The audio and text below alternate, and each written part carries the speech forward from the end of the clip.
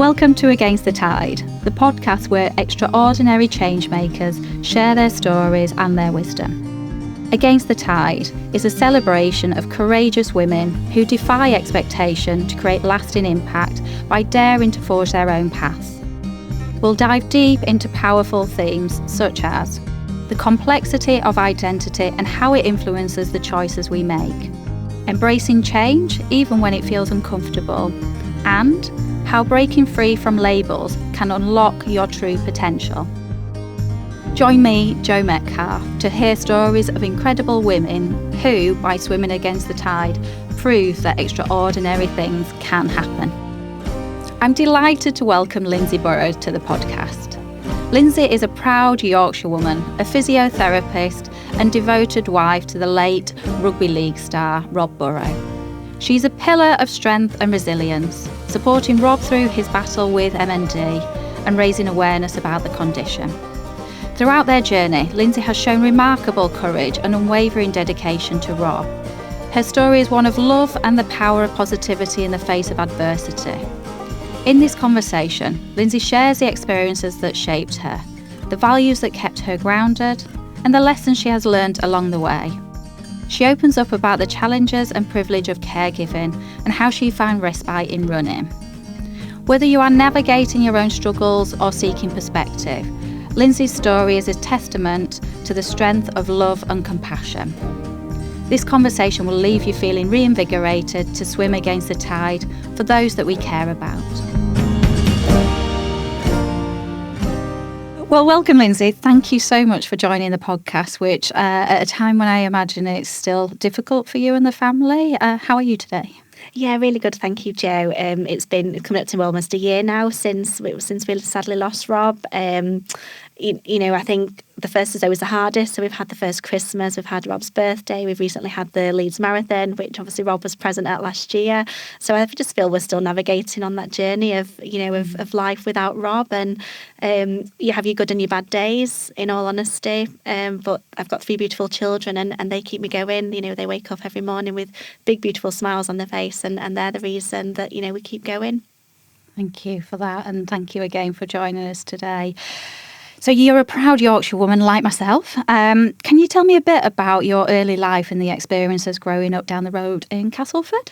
Yeah, so I grew up, I was one of 2 children. I've got a younger brother and I was born in 1982 during the miners' strike. My dad and both my grandfathers were miners, so grew up during the miners' strike. Unbeknown to me at the time, that was quite a tough time for my parents.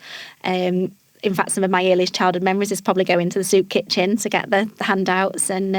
But yeah, I grew up, brilliant childhood, lots of happy memories of holidays to Florida, caravan holidays, lots of amazing memories as a child. And we were brought up to be very grounded, to appreciate what we've got in life. And, my mum and dad had to work hard for what we've got. I'm from a working class background, but I think those family values of just being kind and caring are what my parents have instilled into me. Yeah, my dad was a miner, and how has that identity of being a miner's daughter impacted you? I think it keeps you very grounded. I think in many ways, I think your feet are always firmly on the ground. You appreciate what you've got, hard work, and that's kind of the ethos I think that I've been kind of brought up with. But there's a few family stories of my granddad in the field pinching the potatoes during the miners' strike, and that's where my dad started his sort of running from being in during the miners' strike. And I think that's where my kind of love for running came from, is from my dad back in those early years. So I think it has made me who I am today. And in life it's about working hard for things, and that's what my family have shown me. Fantastic. We'll come on to the running, which is very impressive. How do you think those early years have affected you in later life? I think they've taught me, in life you get what you put into life, you get out of life what you put into life. Taught me about hard work, not taking things for granted, and to just remember who you are and who you came from. And I think that's really important. And those are the family values that we try and teach the children, to be kind and caring. And I think that's really important. I always say to the children, treat other people as you would want to be treated yourself. But yeah, we have had hard times as a family, growing up during the miners' strike. Those were tough times, unbeknown to me at the time. But I think, yeah, it just makes you appreciate now what you have in life. And I'd like to think that my feet are firmly on the ground, appreciate, what we've got, and particularly what we've been through over the last, 4 years. It does make you appreciate life, and it makes you reflect and look on life differently to how you would have done perhaps previously. Yeah, and we'll come on to a bit about your book, but that really came across strongly in the book around the family bond that you have and how close you are as a family, which seems really important to you and everybody around you. Absolutely. I couldn't have done what I did in terms of caring for Rob without the support of my family and Rob's family, because that enabled me to still go to work. It meant that the children didn't miss out on going to their after school clubs. So they were a huge part, and so grateful to have that family support. And, I appreciate how grateful I am, because there's many people out there that don't have that family support, that don't have people that they can call to, or just, can just take the children to the play group, or can you do this? To have that it makes you appreciate your family, when you have difficult circumstances. Yeah, no, that's great. So you've juggled so much with caring for Rob alongside your career as a physiotherapist, raising 3 children, Macy, Maya and Jackson. All of the fundraising and awareness raising you've done for MND. Do you ever question if you could do it all? There are days where you question, you want to just pull the duvet back over your head, but I think that for me gave me a purpose. It gave me something to focus on. Going to work was part of my professional identity, not as a mum, not as a carer, as a physiotherapist, and be able to kind of do my role again down to the family, helping to look after Rob when I went into work 1 day a week. So that really helped. But it keeps me going. I think I'm one of those people that has to keep busy. And I think that was my coping mechanism, was just to keep myself busy and to set myself a challenge, whether that be running a marathon, fundraising, just doing whatever we could really as a family to raise that awareness. And I always used to think, you're a role model to your children, and in life that you're going to face difficult circumstances, times of adversity, and it's how you deal with those times. And I wanted it to be a lesson to the children, because Rob, he was so positive. He never felt sorry for himself. There was never any self-pity, never any why me. And I just thought, if Rob can be so positive, then we have to be positive for Rob. And I don't have anything to moan about or to be ungrateful for. I'm still able to do things. Rob had his independence completely taken away from him. He was completely dependent, needed help with pretty much everything that you and I probably take for granted. If we need a drink or need to go to the toilet, Rob couldn't do those things by himself. So it does really put life into perspective in many ways. Yeah. You talked in there about needing things to do and keeping yourself busy. How do you get time for yourself? I think as a carer, it's very difficult to do that, because I think when you're caring for somebody, your sole focus is the person and making sure that person is looked after, that they've got everything that they need. And I always used to say, as long as Rob and the children are happy, then I was happy. My one piece of advice to carers would be to make sure you get that respite, to make sure, even if it's just go for a coffee with your friend or to go for a walk, just to have that time. I know you're passionate about acknowledging the role of carers, and you've talked about some of that already. Can you tell me about when you became to realise that your identity was as a carer, and what was that shift? Yeah, I think it took a while, because initially at the time of Rob's diagnosis, Rob was still coaching. Physically, he was still well. He was still able to drive, could still take the children to school. It was his speech. That's how it initially manifests with Rob. So he was having difficulty speaking and articulating words.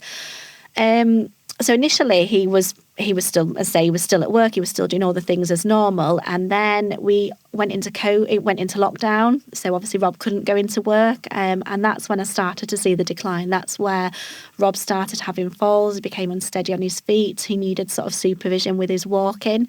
But I think because of my background as a physiotherapist, working within the NHS, I'd had training on moving and handling, and kind of caring was my background. So I just felt I kind of just slipped into that role. And I found it a huge privilege and honour to be able to care for Rob. And I know that he would have done exactly the same had it been the other way around. So I didn't probably, not until later on really, that I never saw myself as a carer. I never registered as a carer. I never claimed any benefits for caring.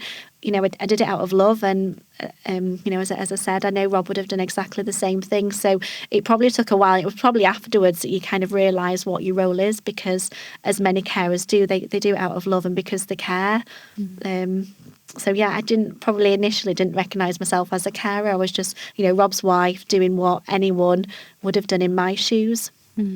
What would you say to other carers out there? I think what's really important is to make time for yourself, and to, like I said, to go and have that coffee, to go and have a walk with your friend, and make sure you're talking to people and get help out there. The healthcare system is complex and it's hard for those people, but it's really important that you get the support that you need, and there's people there that you can, have a coffee with or have a talk to. That's really important. And what does the label carer mean to you? For me, it was about looking after Rob, and making sure that Rob was looked after, making sure that he had everything he needed. It was a huge honour to be able to look after Rob. And there were times where it was hard. There were times where, I would think, why me? Why is this happening? What have we done to deserve this? But you looked at Rob and the bravery and the courage that he showed in his battle with MND, and it really put life into perspective. And, Rob was a tower of strength for the whole family. I think his positivity just rippled through the whole family, and it really kind of made you think, well, if Rob can be so positive about this, then that's the way I'm going to tackle it as well. Yeah, I really got that from the book, of the positivity and the love and sort of compassion really came through. Definitely. But you seem very modest. How do you manage that with being in the spotlight now, and your ambition to raise awareness of MND and the role of carers? Yeah, I think it definitely pushes me out of my comfort zone, because I'm just an ordinary, working class mum. Just happened to be Rob's wife, and we were very fortunate to have that platform to raise that awareness for the MND community. Rob was the face of the MND community in the most difficult of circumstances, but I think it's because of the likes of Rob and the late Doddy Weir and Ed Slater, Stephen Darby, that the people now know what MND is. And I think it just became about sharing my story. And one of the reasons that I wrote my book, Take Care, was because I wanted to shine a light on the work that carers do. And it was actually Rob that said to me, I think you should do the book, because I wasn't keen at first. I said, who am I to do a book? I'm no different to anybody else that does what I do. But Rob said, no, I think people will really resonate, with you juggling being a mum and a carer and, working. But I'm so glad I did do the book now. Because I wanted to shine a light on the work that carers do. It does push me out of my comfort zone. I'm not naturally, one for the limelight. I don't like the attention. But actually, when people say to you, thank you for sharing your story, because we don't have to explain what MND is now, because people now know, then that's the reason that you do it. That's the reason that you, raise the awareness. That's the reason that you do the interviews and you share your story. And, for Rob, I think to share his story at a time when he was at his most vulnerable takes a really brave and courageous person to do that. Yeah, definitely. And having someone like you by his side, I'm sure, made a huge difference.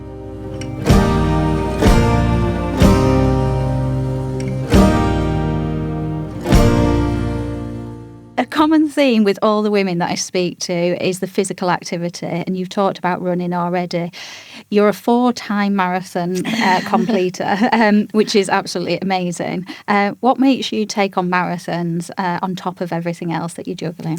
I think that is my coping mechanism. It's I enjoy running. I enjoy the time where it's just you and you can listen to music, listen to a piece of podcast, and it's just that's my me time. And I think setting myself a challenge of running marathon, I've just recently completed 2 marathons in 2 weeks, was my way of just kind of saying, look, I need to set myself a challenge. I need something positive to focus on, and running is that headspace for me. Running allows me to do that, and I think having that something to focus on gives you a purpose, and to kind of raise the awareness and to raise a little bit of funds for the charities was ultimately why I wanted to do it.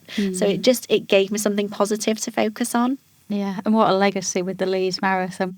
Yeah, incredibly special. I think, the City of Leeds really came out and did Rob proud. The support on the streets, to the volunteers that give up the time to come and, hand out water and, marshal the event is just incredible. Rob would be so proud, I think, to have the marathon in Rob's name and to have the children there. And my eldest daughter's already saying, well, how many years, Mum, until I can run my first marathon? Yeah. So just to have that for the children and, to see them there at the finish line was just really special and definitely kept me going this year, knowing that they were going to be there. It was bittersweet because obviously I knew that Rob wasn't going to be there this year. He's been at the last two marathons. Obviously, we know he took part in the first marathon with Kev carrying him over the finish line. So it was hard. It was bittersweet this year knowing that Rob wasn't going to be there, but to see the support en route, so many people running for Rob was really heartwarming, quite emotional at times. I had to kind of fight back the tears. I imagine, But just, I think just to see so many people running for so many amazing charities, a lot of them were running, for the M&D community was incredibly special. And, I hope Rob was watching down and feeling proud. I'm sure he was. Are you going to keep doing that one? Yes, I think I have to now, don't I? No pressure. It's probably one of the hardest ones to do because, anyone that runs marathons, it's hilly, but it's such a good atmosphere. And I think the camaraderie and people just getting behind people, it's really special. I think not a lot of runners run it for a personal best, but I think they do it because of the friendship. And the run was originally called Run for a Friend with a Mate, and I think that you really see that on the streets. People really get behind each other. When you're doing it tough, there's always somebody behind you tapping on the back saying, "Come on, you can do this," and getting you through it. And I think the whole community, the whole of Leeds, just really kind of gets behind it. It's such a special occasion. So if anyone is thinking about running a marathon, I would definitely recommend Leeds. Just make sure you do some hills in your training. I was going to say, what's your recommendations for marathon running? If you're going to run the Leeds one, it has to be lots of hills. And how much for you is running psychological as well as physical? Massively. I think it really does help. It just... for me, it was just that, that time where I'd have the headspace to just go out and just focus on the running and not have to think about, what else I had to do in the day. It's just that headspace, that time. So I've always enjoyed running. I don't consider myself to be a good runner by any means. I'm just a plodder, and I just have that attitude that I'm not going to give in. If I say I'm going to do something, then I'm going to see it through. And I think marathon running is very much like that. There are times where you question your life choices during a marathon, and it's tough, and there are times you really have to dig deep. But I think it's that resilience that sees you through, and that is for me. If I say I'm going to do something, then I'm going to see it through. I'm going to finish that marathon. And where do you think that real inner resilience has come from?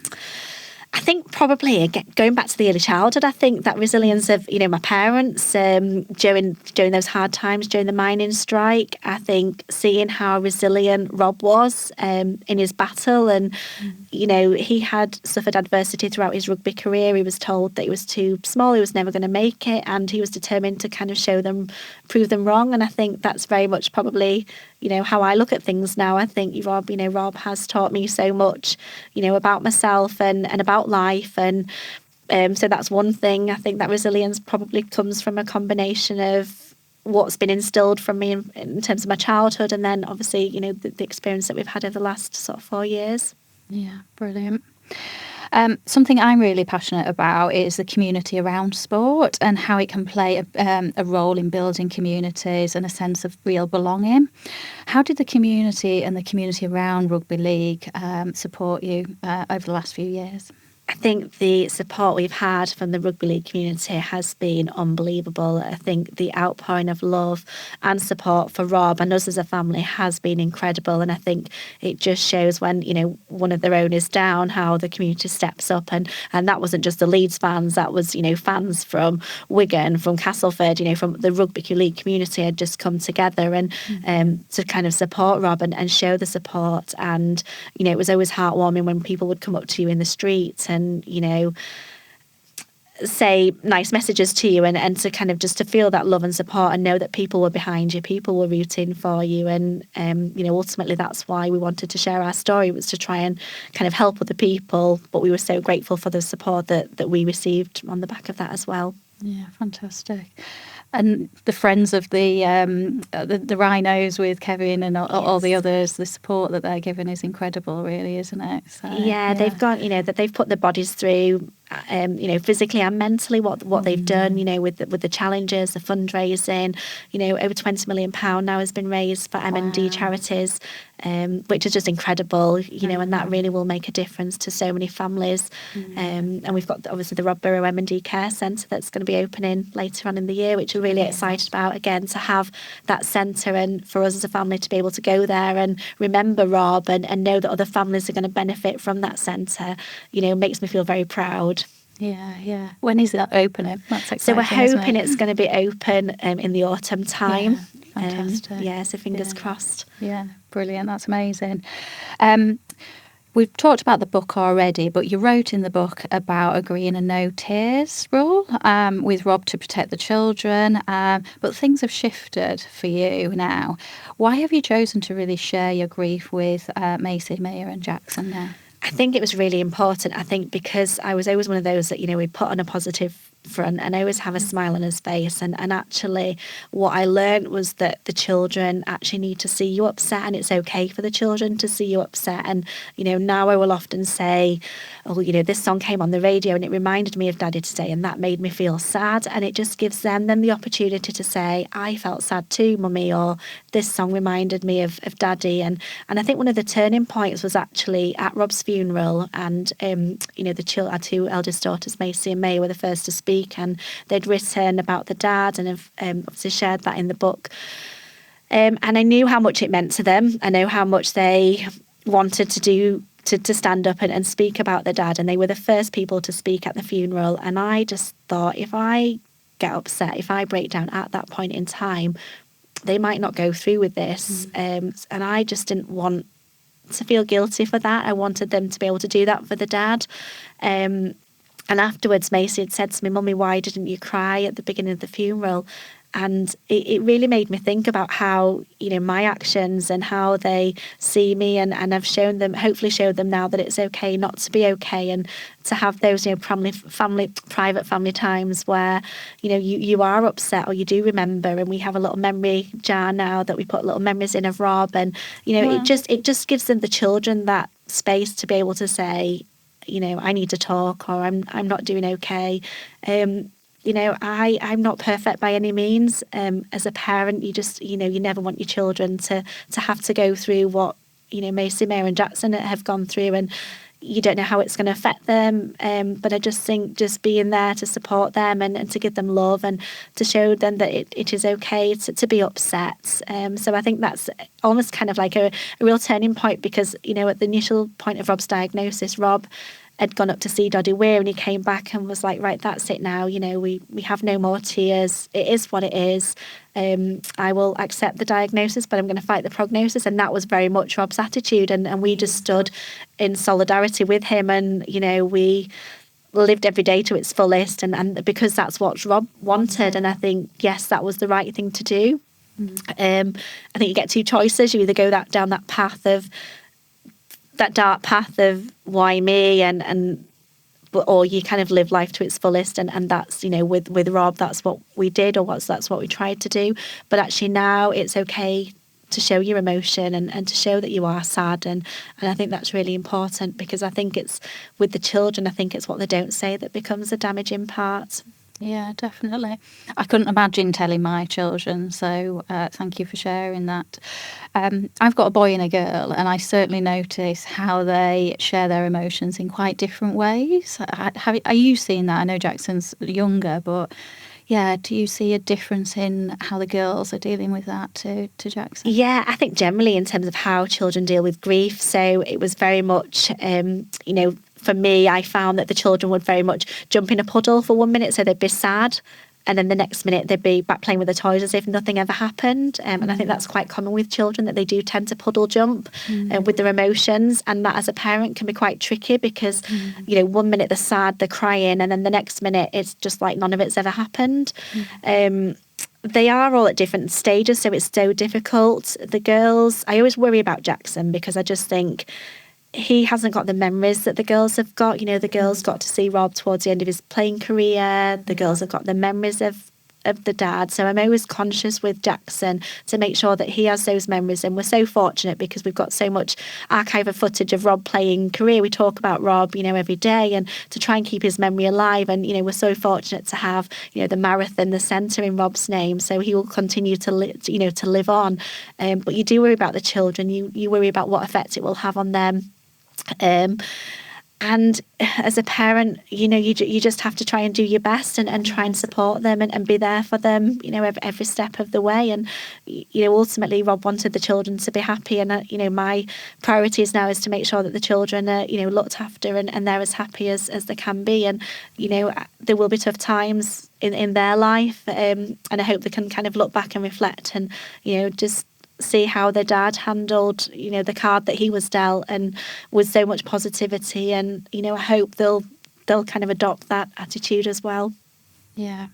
Sounds like you're doing an incredible job. I think as a parent, we want to fix things, don't they? Yes. I sort of noticed that in myself, that you want to fix it, and that must be incredibly difficult because you can't fix it, can you?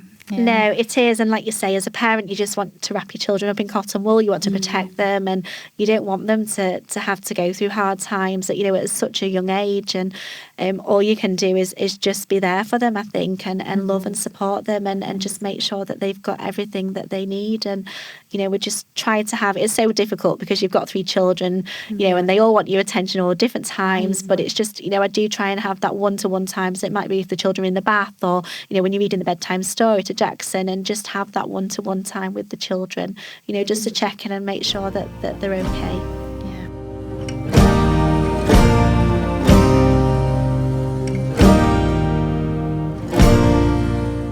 I particularly liked in the book the no fart free zone. There were certain bits in the book that I could just see the humour sort of coming through. I definitely wish we'd have had that in our household, or I think we should adopt it anyway. Are there any other sort of things as you were writing the book that really sort of jumped out at you? Oh, do you know, it was really cathartic was doing the book. So I started writing the book back in February of 2024, last year, and obviously Rob was still with us at that point. And then Rob sadly passed away in June, and I had to finish writing the book. So the book is very honest, it's very raw, it's very open. But I felt that if I was going to do it, it had to be authentic, it had to be the truth, and to share those difficult times, those raw emotions with people. So it helped me massively with my grief. I think talking about, going through the story, my childhood, it was a bit like a trip down memory lane, and there were so many memories in there. I think one of probably the most difficult things was it was piecing things together from the past. And at times I just thought, I wish Rob was here just to tell me this piece of the jigsaw. I just need to finish this piece off. But so many happy memories, looking back from when Rob and I first got together, the childhood memories, holidays that we'd had, the birth of the children. There's in the book extracts from Kevin Sinfield and Barry McDermott, about Rob and his career and that side of things. So, ultimately I wanted to do the book to try and offer people hope and to show that, we all go through tough times in life, but there's always a way to keep going and to take care of the people that we love. And ultimately, care was at the heart of the book. So, it was a brilliant experience, having not been sure about I wanted to do a book initially. I'm so glad I did it now, because I think just going back over those, those childhood memories and thinking of everything that, we'd achieved as a couple and those memories of, the honeymoon and a kind of a courtship, when I first started going out with Rob, it brings back all those memories. And, looking back through old photographs at the time, I was picking photographs for the book. It just brings up those memories. And I did it with a smile on my face because there were so many happy times. And that's what keeps me going, is it's focusing on those happy memories that we made. Yeah. The love and care really sort of came through in the book, hugely. But like I say, the humour as well, it was just a nice balance. There was 2 sides to Rob. There was the rugby player who, was the biggest prankster in the dressing room, that was, peeing on people, that was putting paper holes in people's cars and, just being probably a little bit of a pest, I think. And then there was the family man who, he'd come home from training and Rob would be the one that would go to the, the play groups with the children, that was full of mums. was. But he idolised the children. He would spend every minute. He was such a hands-on family dad, so loving and so caring. But yeah, so I think there was two sides to Rob's personality. I was quite horrified when I read his book and learned the antics that he'd been up to in the dressing room and the changing room. But he was just such a hands-on. Couldn't have wished for a better dad. Couldn't have wished for a better husband. I think in many ways Robert and I were like chalk and cheese, because he was always on time. I am always late. He was so laid back. I like to get things done, but it just worked. Yeah, opposites attracting and all of that. So, but all of that really came out in the book and brought to life. So thank you for sharing all of that with us.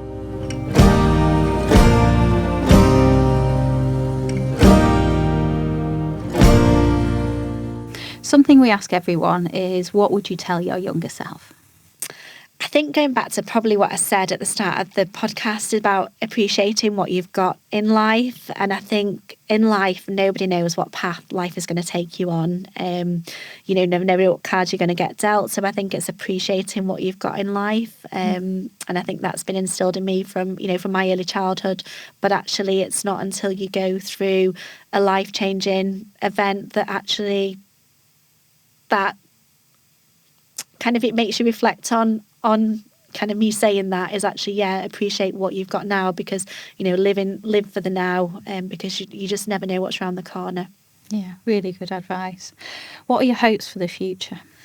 I think my hopes is just to make sure that the children are happy and they're looked after, and I suppose it goes back to what I said before. As long as the children are happy, then I'm happy, and I just want to be the best mum that I can be to Mason, Maya, and Jackson, and to continue my job, to continue to raise awareness of MND. We still don't have that cure. There's still over 5,000 people in the UK that are living with MND. A third of those will die within a year's time. So we still need to keep banging the drum. We still need to keep raising that awareness, and anything that I can do that raises that awareness, that shines a light on the work that carers do, having been a carer, then that's, I'll continue to do whatever I can to do my little bit. Yeah. And you're still in the physiotherapist, still working? And Yes. So what are your ambitions in that space for you as well? Yeah, my employer has been brilliant. They've supported me. They've let me work from home. They've let me work flexibly throughout Rob's illness. And I kind of feel that probably my career has just been sort of bobbing around in the background, because my priority was Rob and the children. But it's nice to now be able to kind of, focus on my career and kind of the next steps. I'm fortunate to work in a clinical specialist role, which is probably the highest role you can kind of work in. But, maybe in the future to be able to do things like spinal injections, do further training around that. So, it's nice now, the children are getting a little bit older, that, I can spend more time thinking about my personal objectives in terms of work and career as well now. So if our listeners today feel inspired to do something either in Rob's memory or to support carers, where would you point them towards? So in terms of supporting Rob's memory, we've got the Leeds M&D Care Centre, and they're still fundraising for that, for the the work that goes into the centre. They've just recently announced that they're going to do some research in there as well, which is really exciting.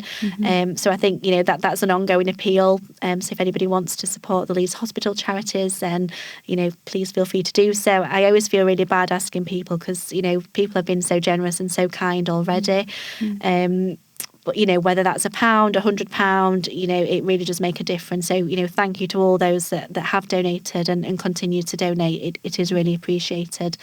And then the work that carers do, that we've got Carers UK, we've got Carers Leeds. Those are all kind of local and national associations that, again, that people can support should they wish to, want to make a donation to the charities.